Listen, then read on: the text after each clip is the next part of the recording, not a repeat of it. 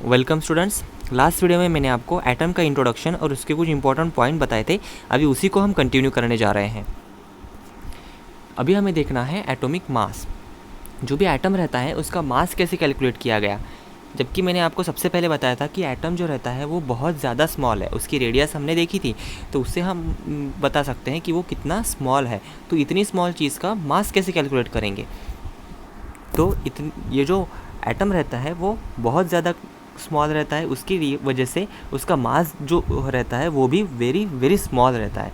For example, जो hydrogen element है उसका अगर आप एक एटम कंसिडर करोगे, वन एटम कंसिडर करोगे, तो उसका मास है 1.673 इंटू 10⁻⁻24 ग्राम। -24 ग्राम है ये। तो ये बहुत ज़्यादा कम हो गया। अगर आप इसे पॉइंट पे लिखोगे तो ये इतना स्मॉल आएगा। ये देखो 0.00001,673 ग्राम। इतना स्मॉल वेट रहता है किसका, एक एटम हाइड्रोजन का।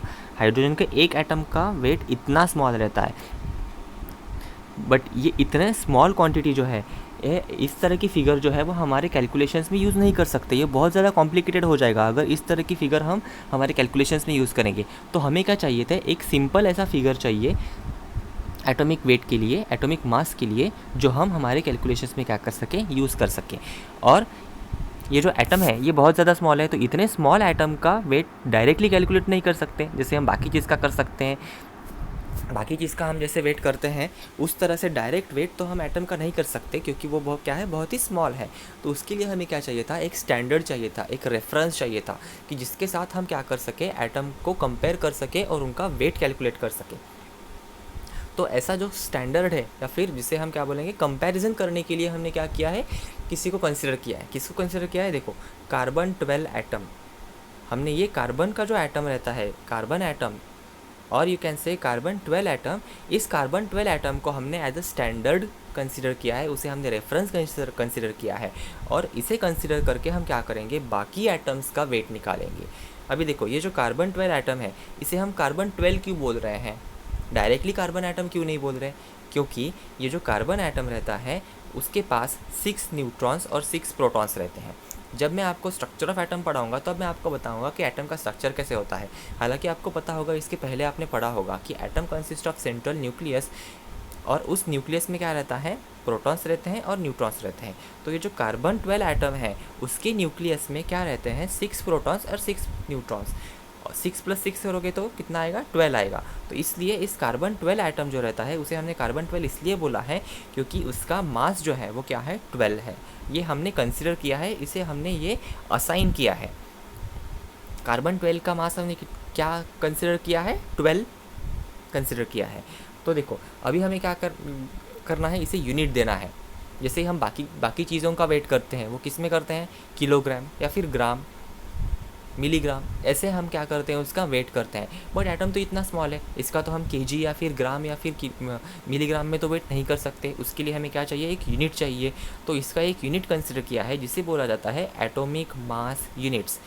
Atomic mass unit is nothing but the unit which is considered for the atomic mass. Atomic mass unit, जिसका शॉर्ट फॉर्म लिखा जाता है AMU। और ये जो AMU है ये पहले लिखा जाता था, अभी डायरेक्टली क्या लिखते हैं, U लिखते हैं। U stands for unit and it is a unit for atomic mass. तो हम क्या बोलेंगे, कार्बन 12 एटम जो है उसका मास कितना है, 12U। Carbon 12 atom has a mass of 12U। और कार्बन 12 एटम क्या है, उसे हमने स्टैंडर्ड कंसिडर किया है, रेफरेंस कंसिडर किया है। क्या करेंगे हम, बाकी एटम्स का वेट कंपेयर करेंगे कार्बन 12 के साथ। देखो the mass of carbon 12 atom is taken to be standard.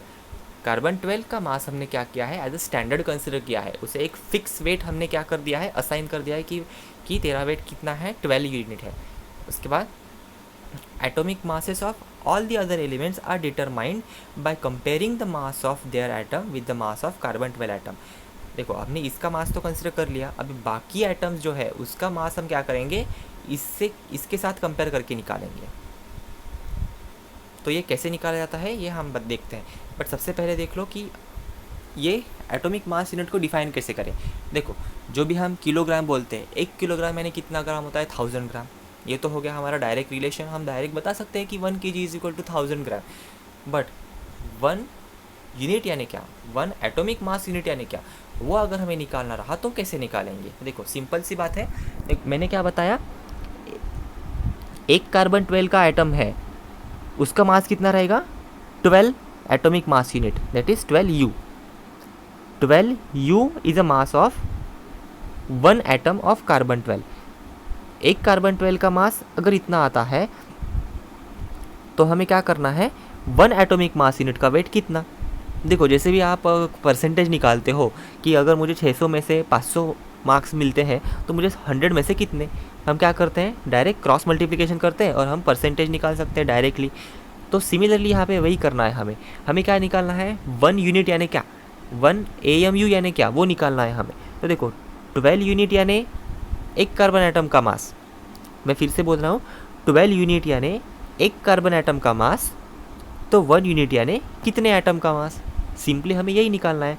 तो हम यहाँ पे क्या करेंगे, cross multiplication, 1 multiply by mass of one carbon atom is equal to 12 multiply by question mark. तो यहाँ पे क्या आएगा, ये देखो ये 12 नीचे आ जाएगा, 1 मल्टीप्लाई बाय दिस एंड 12 यहाँ पे नीचे आ जाएगा। तो ये आएगा हमारा वन एटॉमिक मास यूनिट का कैलकुलेशन। देखो 1 U का क्या आ रहा है, 1/12 multiply by mass of carbon 12 atom. इसका मतलब क्या हुआ कि वन यूनिट यानी क्या होता है, कार्बन एटम का 12th पार्ट, कार्बन एटम का वेट जितना रहेगा उसका एग्जैक्टली 1/12 यानी 1 यूनिट होता है।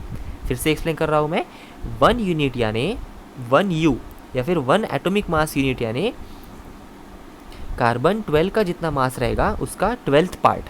देखो 1 atomic mass unit is defined as exactly 1/12 the mass of atom of carbon 12। जो भी कार्बन 12 का मास रहेगा, कार्बन 12 एटम का जो भी मास रहेगा उसका 12वां भाग, उसका 12th भाग यानी 1 एटॉमिक मास यूनिट।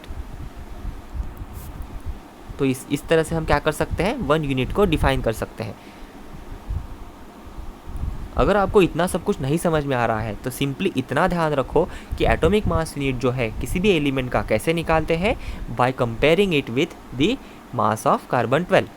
ओके, और ये जो एटम रहता है atomic mass, it is not a direct mass. ये डायरेक्ट मास लिया है क्या, हमने एक जगह पे एटम लिया और दूसरी जगह पे वेट रख के उसका डायरेक्ट मास किया, ऐसा है क्या, नहीं, डायरेक्ट मास नहीं लिया है हमने, ये हमने कंपेयर किया है, इसलिए यहाँ पे रिलेटिव मास लिखा है।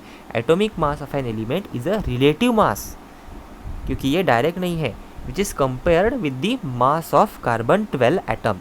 कार्बन 12 एटम के साथ कंपेयर किया गया रिलेटिव मास को बोला जाता है एटॉमिक मास।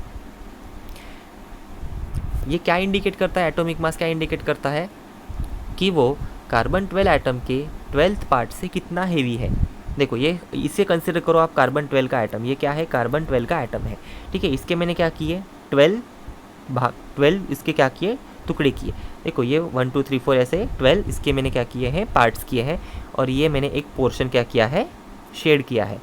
तो ये क्या हो गया, 1/12 पार्ट हो गया, बराबर। ये 12 पार्ट थे और इसका 1 पार्ट, मतलब ये क्या हो गया, 1/12 पार्ट किसका, कार्बन 12 एटम का। ये हो गया कार्बन 12 एटम का 1/12 पार्ट हो गया। तो अगर हम फॉर एग्जांपल में मैग्नीशियम का मुझे वेट निकालना है, मैग्नीशियम एक एटम है, उसका मुझे वेट निकालना है, तो हम क्या एटॉमिक वेट निकाल रहे हैं, मतलब क्या कर रहे हैं कि मैग्नीशियम का एटम इस पार्ट से कितना हेवी है। फिर से बता रहा हूँ मैं मैग्नीशियम का एग्जांपल कंसिडर कर रहा हूँ। मैग्नीशियम का एटम इस 1/12 पार्ट से कितना हेवी है वो हम यहाँ पे निकाल रहे हैं। देखो atomic mass of magnesium is 24 unit. Magnesium का एटॉमिक वेट कितना है, 24 यूनिट। ये क्या इंडिकेट करता है कि मैग्नीशियम जो है वो इस पार्ट से 24 टाइम्स हेवियर है। अगर किसी एटम का वेट 30 है, इसका मतलब क्या हुआ, वो 30 टाइम्स हेवी है as compare to this 1/12 part of carbon atom. आया समझ में। तो इसका मतलब होता है कि वो कितना हेवी है इस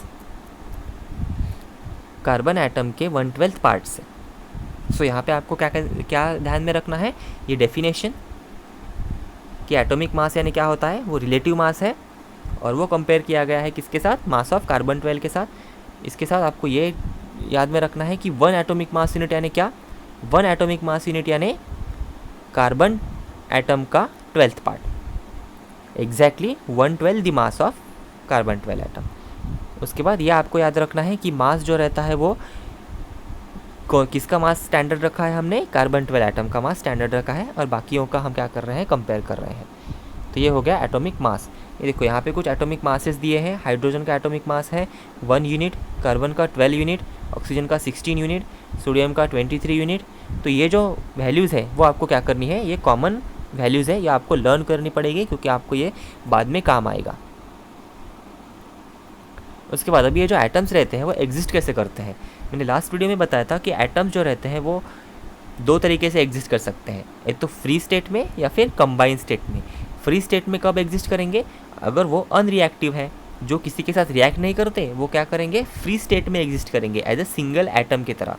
और वो कौन रहते हैं, नोबल गैसेस। वो अनरिएक्टिव होते हैं, वो किसी के साथ केमिकल रिएक्शन नहीं करते, इसलिए वो as a single atom exist करते हैं। But most of the elements ऐसे रहते हैं जो बहुत ज़्यादा रिएक्टिव रहते हैं, इसलिए वो फ्री स्टेट में, सिंगल एटम के स्टेट में वो एग्जिस्ट नहीं कर सकते, वो कॉम्बिनेशन में एग्जिस्ट करते हैं।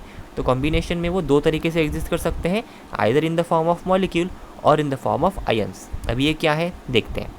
सबसे पहले देखते हैं मॉलिक्यूल के फॉर्म में मतलब क्या।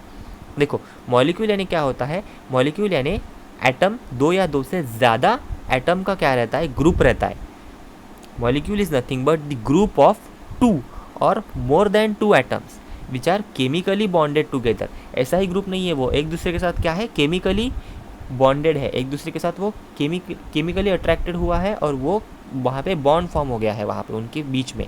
तो ये क्या है, ग्रुप है दो या दो से ज़्यादा एटम्स का जो केमिकली बॉन्ड रहता है। और एक इम्पॉर्टेंट बात, ये इलेक्ट्रिकली न्यूट्रल रहता है, मतलब उनके ऊपर कोई भी चार्ज नहीं रहता। मॉलिक्यूल के ऊपर चार्ज नहीं रहता, ज़ीरो चार्ज रहता है। So molecule is electrically neutral group of 2 और more atom which are chemically bonded together. अब ये इलेक्ट्रिकली न्यूट्रल क्यों बोलते हैं ये बाद में आपको पता चलेगा, सिर्फ इतना ध्यान रखो कि molecule is nothing but the group of atoms. उसके बाद ये जो मॉलिक्यूल रहते हैं वो फ्री स्टेट में एग्जिस्ट कर सकते हैं क्योंकि वो क्या रहते हैं, स्टेबल रहते हैं। एक्चुअली ये जो एटम्स रहते हैं वो क्या है, वो बहुत ज़्यादा रिएक्टिव है, वो स्टेबल नहीं है, इसलिए वो कंबाइन होते हैं और मॉलिक्यूल बनाते हैं ताकि वो स्टेबल बन जाए, ताकि वो फ्री स्टेट में एग्जिस्ट कर पाएँ। तो मॉलिक्यूल क्या है, वो फ्री स्टेट में एग्जिस्ट कर सकते हैं क्योंकि वो क्या है, स्टेबल है। अभी मॉलिक्यूल दो तरीके से बन सकते हैं, एक तो सेम एलिमेंट कंबाइन हो सकते हैं या फिर डिफरेंट एलिमेंट एक दूसरे के साथ कंबाइन हो सकते हैं। इसके भी एग्जांपल देखते हैं। देखो सेम एलिमेंट कब कंबाइन होते हैं, देखो यहाँ पे हाइड्रोजन, ये देखो ये एक हाइड्रोजन का एटम है, सेकंड हाइड्रोजन का एटम, ये दोनों एक दूसरे के साथ क्या हुए, कंबाइन हुए, और वहाँ पे H2 गैस यहाँ पे फॉर्म हो गई है, hydrogen gas which is nothing but the H2। सो यहाँ पे सिंगल H एग्जिस्ट कर रहा है क्या, नहीं, यहाँ पे एक H दूसरे H के साथ, एक हाइड्रोजन दूसरे हाइड्रोजन के साथ बॉन्ड फॉर्म कर रहा है और वहाँ पे वो एग्जिस्ट कर रहा है एज अ H2। तो यहाँ पे ये मॉलिक्यूल फॉर्म कर रहा है H2। सिमिलरली एक नाइट्रोजन दूसरे नाइट्रोजन के साथ N2, सिंगल N एग्जिस्ट कर रहा है क्या, नहीं। सिमिलरली सिंगल O यानी सिंगल ऑक्सीजन एग्जिस्ट नहीं कर रहा है, दो ऑक्सीजन कंबाइन है। सिमिलरली दो क्लोरीन कंबाइन है। ओजोन गैस का नाम आपने सुना होगा, ओजोन गैस जो होती है उसमें क्या होते हैं, 3 ऑक्सीजन एटम कंबाइन होते हैं, तो वो क्या फॉर्म करेंगे, O3, दो ऑक्सीजन है तो O2 और ऑक्सीजन गैस फॉर्म होगी। 3 ऑक्सीजन के अगर एटम कंबाइन हो गए तो वो क्या फॉर्म करेगी, ओजोन गैस। देखो फॉस्फोरस, 4 फॉस्फोरस के एटम कंबाइन हो गए तो फॉस्फोरस का मॉलिक्यूल बनेगा।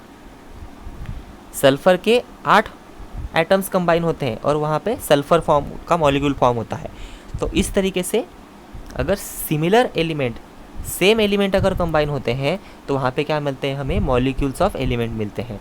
देखो सेम एलिमेंट कंबाइन हो रहा है हर केस में, सेम एलिमेंट।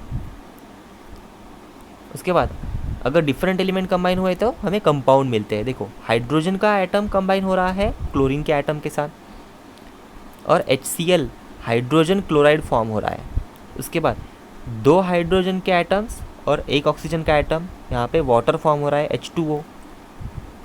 1 कार्बन का एटम, 2 ऑक्सीजन के एटम, कार्बन डाइऑक्साइड का कंपाउंड फॉर्म हो रहा है।